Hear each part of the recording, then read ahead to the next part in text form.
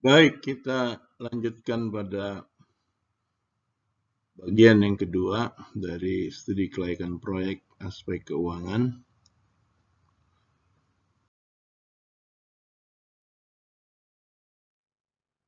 Akhir dari pembahasan terdahulu kita sudah membahas tentang kajian mengenai biaya modal. Sekarang kita lanjutkan dengan bahasan tentang initial dan operational cash flow. Initial cash flow adalah uang keluar masuk pada saat pembangunan investasi initial. Sedangkan operational cash flow adalah uang keluar masuk ketika proyek sudah dioperasionalkan. Kasus 1. Pengembangan maupun perubahan sistem informasi, misal pada sistem informasi akuntansi, merupakan suatu investasi di mana akan terjadi pengorbanan sumber daya untuk memperoleh hasil di masa datang. Jika manfaat yang diperoleh lebih besar dari biaya yang dikeluarkan, maka investasi dikatakan layak. Komponen biaya yang diperlukan dalam pengembangan sistem informasi meliputi biaya pengadaan, biaya persiapan operasi, biaya pembangunan proyek, dan biaya perawatan. Untuk contoh kasus, berikut adalah rinciannya. Biaya pengadaan, semua biaya pengadaan perangkat keras, yaitu biaya konsultasi pengadaan hardware, biaya pengadaan hardware-nya itu sendiri, biaya instalasi hardware, biaya ruangan untuk hardware, dan biaya manajemen untuk hardware.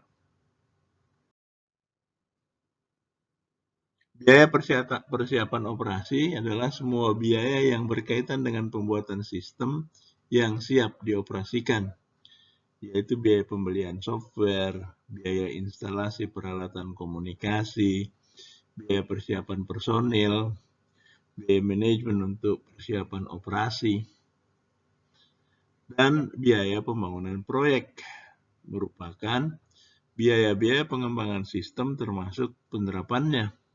Terdiri atas biaya analisis sistem, biaya desain sistem, dan biaya penerapan sistem dengan rincian.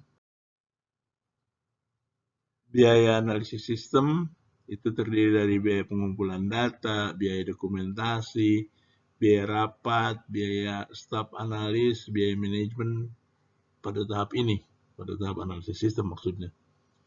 Kemudian biaya desain sistem meliputi biaya dokumentasi, biaya rapat, biaya staf analis, biaya staf programmer, biaya pembelian software aplikasi, dan biaya manajemen pada tahap desain sistem.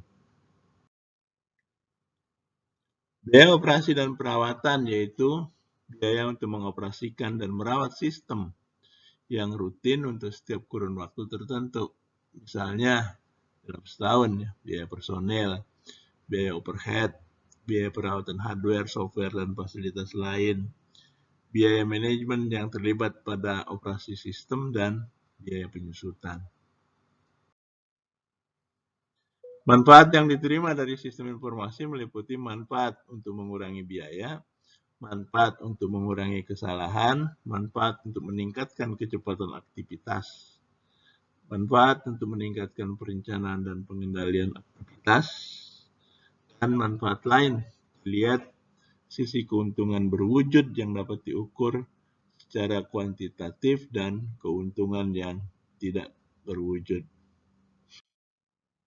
Kasus 2. Berikut adalah contoh proyek sistem informasi akuntansi bernilai 173 juta rupiah. Perkiraan umur ekonomis 4 tahun dengan proceed, yaitu keuntungan bersih sesudah pajak ditambah depresiasi, tiap tahun adalah tahun 1 55.800.000 rupiah, tahun 2 74.500.000 rupiah, tahun ketiga 97.200.000 rupiah, dan tahun keempat 104.450.000 rupiah. Bagaimana rincian initial cash flow dan operational cash flow? serta analisis cost benefit-nya. Ini jadi menarik.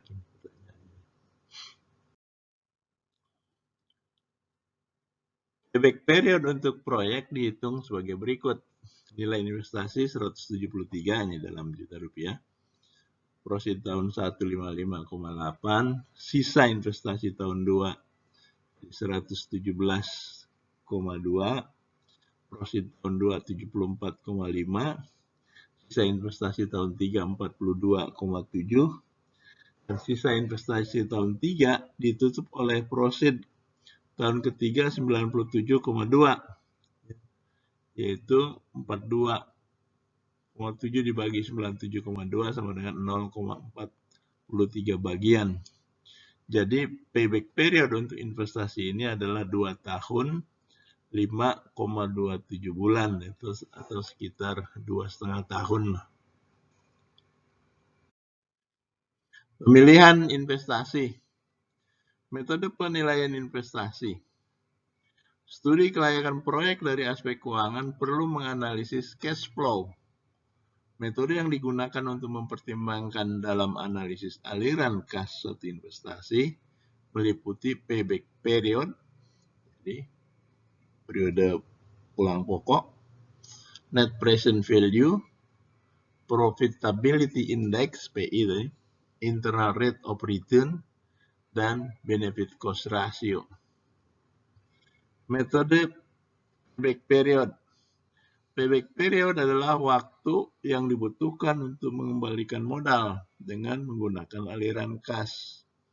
Payback period adalah rasio antara initial cash investment dengan cash inflow dalam satuan waktu.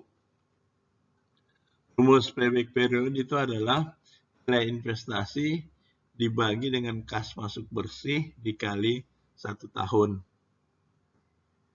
Contoh, keuntungan setelah pajak 2.100.000. Penyusutan 3.600.000. Aliran masuk bersih kan 5.700.000. Nilai investasinya 18 juta.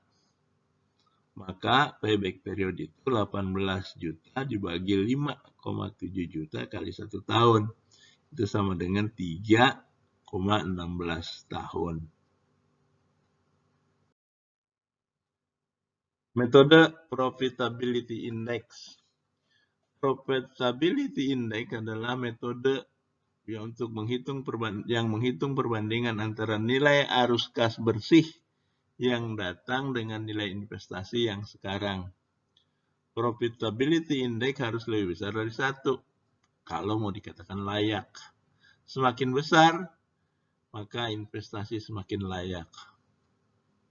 Nilai sekarang aliran kas dibagi dengan nilai investasi awal, itu adalah profitability index.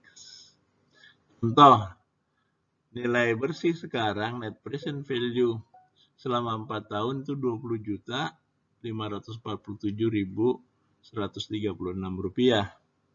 Investasi awalnya itu 18 juta. Maka profitability index itu adalah 20.547.136 rupiah dibagi 18 juta rupiah, itu ketemu 1,14.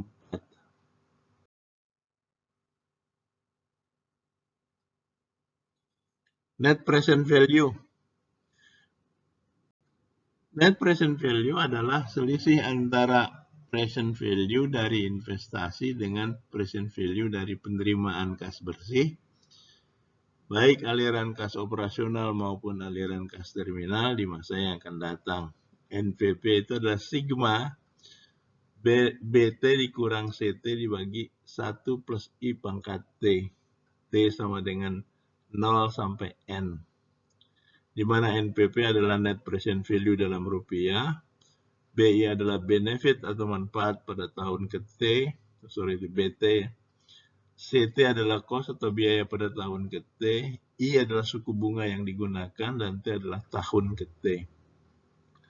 Contoh, jika suku bunga sama tiap tahun sebesar 12% dan arus kas bersih sama tiap tahun 5,7 juta, dan nilai investasi awal 18 juta, maka dengan perhitungan sederhana NPP itu sama dengan 2.547.136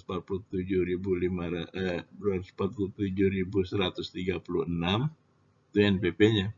Kriteria keputusan NPP harus lebih besar dari 0, layak. Kalau kurang dari 0 tidak layak.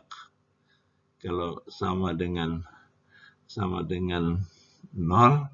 indifferent, kita tidak peduli itu. Metode internal rate of return. Internal rate of return, metode yang digunakan untuk mencari tingkat bunga yang menyamakan nilai sekarang dari arus kas dengan pengeluaran investasi awal. Di suku bunga yang membuat net present value sama dengan 0. Formulanya IRR itu sama dengan I1 plus NPP1 dibagi NPP1 kurang NPP2 dikali I2 dikurang I1. Contoh, biaya investasi awal 18 juta. Kas masuk bersih per tahun 5.700.000. Umur proyek 5 tahun. Perhitungan dilakukan dengan cara coba-coba sehingga ketemu dua nilai NPP. Satu yang positif dan satunya negatif. Dengan cara interpolasi dapat dihitung nilai suku bunga yang membuat NPP sama dengan 0. Dengan data di atas ketemu IRR adalah 17,6%. Metode BCR, Benefit Cost Ratio. Secara teoritis, Benefit Cost Ratio merupakan suatu perbandingan antara semua nilai benefit terhadap semua nilai pengorbanan atau semua biaya. Secara matematis dapat dituliskan melalui persamaan sebagai berikut. Cost Benefit Analysis Formula. Benefit Cost Ratio itu adalah sigma nilai sekarang dari semua expected benefit dibagi dengan nilai sekarang dari semua biaya yang terkait. Net present value adalah sigma net present value dari semua yang benefit yang diharapkan dikurangi net present value dari semua biaya yang terkait. Sebuah klinik sedang mempertimbangkan untuk membeli beberapa peralatan medis baru dengan harga 25 juta. Dengan adanya peralatan medis tersebut, diperkirakan klinik tersebut dapat melakukan penghematan sebesar 500.000 per tahun dengan jangka waktu selama 5 tahun. Pada akhir tahun, kelima peralatan tersebut memiliki nilai jual sebesar 40 juta. Dengan tingkat pengembalian investasi sebesar 9% per tahun, apakah pembelian peralatan medis akan menguntungkan bagi klinik tersebut atau tidak? BCR itu ketemu angka 1,17. Nilai sekarang dari manfaat dibagi nilai sekarang dari biaya. Tuh, ada hitung-hitungannya gitu. Ketemu itu. Hasil analisis aspek keuangan. Hasil analisis terhadap elemen-elemen aspek keuangan akan berupa suatu pernyataan apakah rencana bisnis dianggap layak atau tidak. Jika layak, maka studi akan dilanjutkan ke aspek lain. Jika tidak layak, dapat dilakukan kajian ulang yang lebih realistis dan positif sehingga kajian menjadi layak. Apabila memang sulit untuk menjadi layak, sebaiknya rencana proyek dihentikan. Demikian pembahasan kita tentang studi kelayakan proyek dari aspek keuangan. Dan berikut ini ada beberapa pertanyaan untuk latihan yang biasa saya letakkan di slide paling akhir. Dan saudara kemudian menjawab pertanyaan-pertanyaan ini dengan membuat video. Tapi kali ini saya tidak minta Anda membuat video, Anda cukup jawab di OLU sebagai latihan untuk nanti menghadapi UTS, karena UTS kita akan menggunakan OLU. Jadi ini latihan yang kedua. Pertanyaannya adalah bagaimana menentukan kebutuhan akan dana serta sumbernya untuk memenuhi rencana bisnis. Yang kedua adalah bagaimana menentukan kebijakan aliran kas termasuk kondisi sensitivitasnya. Dan yang ketiga bagaimana menilai rencana proyek dari sisi keuangan. Saya kira demikian. Terima kasih. Assalamualaikum warahmatullahi wabarakatuh.